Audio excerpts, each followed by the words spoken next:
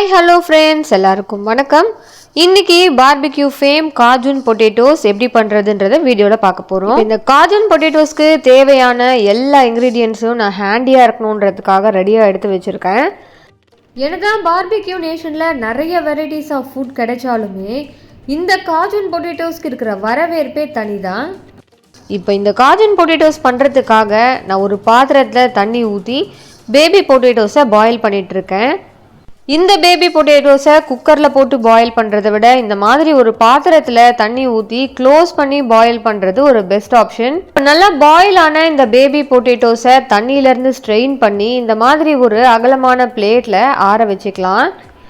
இப்போ நம்ம வீட்டில் ஃப்ளாட்டான சர்ஃபேஸ் இருக்கிற மாதிரி இருக்கிற கிளாஸ் கப் ஏதாவது ஒன்று எடுத்துக்கிட்டு இந்த உருளைக்கிழங்கை அப்படியே நம்ம ஃப்ளாட் ஆக்கி விட்டுறணும். இந்த மாதிரி ஜென்டிலாக நம்ம ப்ரெஷர் கொடுக்கும் பொழுது இது நல்லா ஃப்ளாட் ஆகிடுது. நம்ம ரொம்ப ப்ரெஷர் கொடுத்தோம்னா இது ரெண்டு துண்டாகிடும், அந்த மாதிரி ஆகக்கூடாது.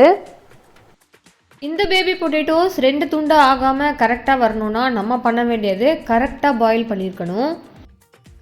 நீங்கள் இந்த பொட்டேட்டோஸ் பாயில் பண்ணும்பொழுது ஒரு ஃபோக்கோ இல்லை ஒரு டூத் பிக்கோ வச்சு அதை குத்தி பார்த்து ஃபுல்லாக பாயில் ஆயிருக்கா அப்படின்றத செக் பண்ணிக்கோங்க. இப்போ இந்த பொட்டேட்டோஸை டிப் பண்ணி ஃப்ரை பண்ணுறதுக்காக ஒரு பேட்டர் ரெடி பண்ணிக்கலாம். இந்த பேட்டருக்காக நம்ம கார்ன்ஃப்ளவரும் மைதாவும் எடுத்துக்கணும். இந்த கார்ன்ஃப்ளவர் அண்ட் மைதா என்ன ரேஷியோவில் இருக்கணும்னா 2:1 ரேஷியோவில் இருக்கணும். 4 டேபிள் ஸ்பூன் கார்ன்ஃப்ளவருக்கு 2 டேபிள் ஸ்பூன் மைதா கரெக்டாக இருக்கும். ஸோ இந்த ரேஷியோவில் நான் கார்ன்ஃப்ளவர் அண்ட் மைதா இது ரெண்டுத்தையுமே ஆட் பண்ணியிருக்கேன். இந்த பேட்டருக்கு தேவையான அளவுக்கு கொஞ்சமாக சால்ட் ஆட் பண்ணியிருக்கேன். இப்போ இது எல்லாத்தையுமே நம்ம நல்லா மிக்ஸ் பண்ணி விட்டுக்கலாம். இப்போ இதில் கொஞ்சமாக தண்ணி ஆட் பண்ணிவிட்டு ஒரு ஸ்லைமி கன்சிஸ்டன்சிக்கு வர மாதிரி இதை மிக்ஸ் பண்ணிக்கலாம். இப்போ தண்ணி ஆட் பண்ணி நல்லா மிக்ஸ் பண்ணிக்கிட்டு இருக்கேன். இப்போ இது எந்த கன்சிஸ்டன்சியில் இருக்கணும்னா நம்ம பொட்டேட்டோவை இதை டிப் பண்ணி வறுக்கும் பொழுது அது கோட் ஆகிற அளவுக்கு இருக்கணும். இப்போ இதை ஃப்ரை பண்ணுறதுக்காக ஒரு பேனில் ஆயில் காஞ்சிட்ருக்கு. இப்போ நம்ம ரெடி பண்ணி வச்சுருந்த அந்த பொட்டேட்டோவை இந்த பேட்டரில் நல்லா டிப் பண்ணி அப்படியே ஃப்ரை பண்ணி எடுத்துக்கலாம். இப்போ இந்த பொட்டேட்டோஸ் நல்லா கோல்டன் ப்ரௌன் வர மாதிரி நல்லா ஃப்ரை ஆகணும். பொட்டேட்டோவோட அவுட்டர் லேயர் நல்லா கிறிஸ்பியாக வர மாதிரி ஃப்ரை பண்ணி எடுத்துக்கணும்.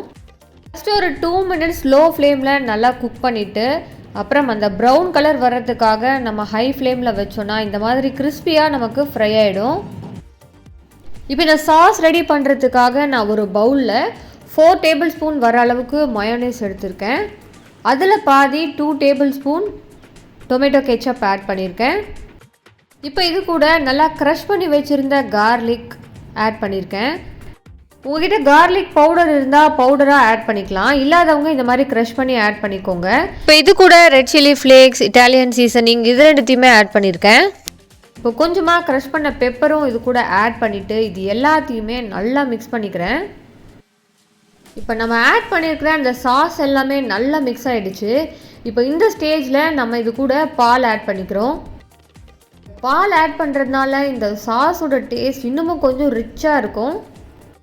நம்மளோட சாஸோட டெக்ஸ்டரும் பார்த்திங்கன்னா நமக்கு தேவையான அந்த கன்சிஸ்டன்சியில் இப்போ வந்துருச்சு.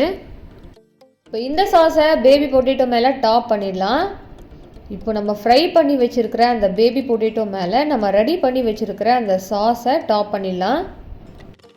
இந்த ரெசிபி ரெஸ்டாரண்ட் ஸ்டைலில் பண்ணும்பொழுது onion powder, garlic powder add பண்ணுவாங்க. இது நம்ம வீட்லேயே எப்படி சிம்பிளாக பண்ணலாம் அப்படின்றத காட்டுறதுனால நான் ஆனியன் பவுடர், கார்லிக் பவுடருக்கு பதிலாக ஆனியன் அண்ட் கார்லிக் இங்கே ரீப்ளேஸ் பண்ணியிருக்கேன். இப்போ இதுக்கு மேலே நீங்கள் பார்க்குற மாதிரி நான் சாப் பண்ணி வச்சுருக்கிற ஆனியன் வச்சு டாப் பண்ணிட்டேன். இதை கார்னிஷ் பண்ணுறதுக்காக கொரியாண்டர் லீவ்ஸை சாப் பண்ணி இது மேலே கார்னிஷ் பண்ணிக்கிட்டேன். பேப்ரிக்கா பவுடர் இல்லை சில்லி பவுடர் இருந்ததுன்னா இது மேலே கார்னிஷ் பண்ணிவிடுங்க. ஸோ இப்போ இது எல்லாம் பண்ண பிறகு இதோட ஃபைனல் லுக் இந்த மாதிரி இருக்குது. ஸோ ரொம்ப சூப்பரான டேஸ்டியான கிறிஸ்பியாக மேலே ரொம்ப சாஸியாக இருக்கக்கூடிய இந்த காஜன் பொட்டேட்டோ நமக்கு ரொம்பவே சூப்பராக டேஸ்டியாக ரெடி ஆகிடுச்சு. நீங்களும் கண்டிப்பாக இந்த ரெசிபியை உங்கள் வீட்டில் ட்ரை பண்ணுங்கள். கண்டிப்பாக உங்கள் வீட்டில் இருக்கிற கிட்ஸ் ரொம்பவே என்ஜாய் பண்ணுவாங்க. இந்த வீடியோ உங்களுக்கு பிடிச்சிருந்துச்சுன்னா லைக், ஷேர் அண்ட் சப்ஸ்கிரைப் பண்ணி ஸ்பைஸ் அப் பை ஸ்வாதி சேனலை சப்போர்ட் பண்ணுங்கள். பாய்.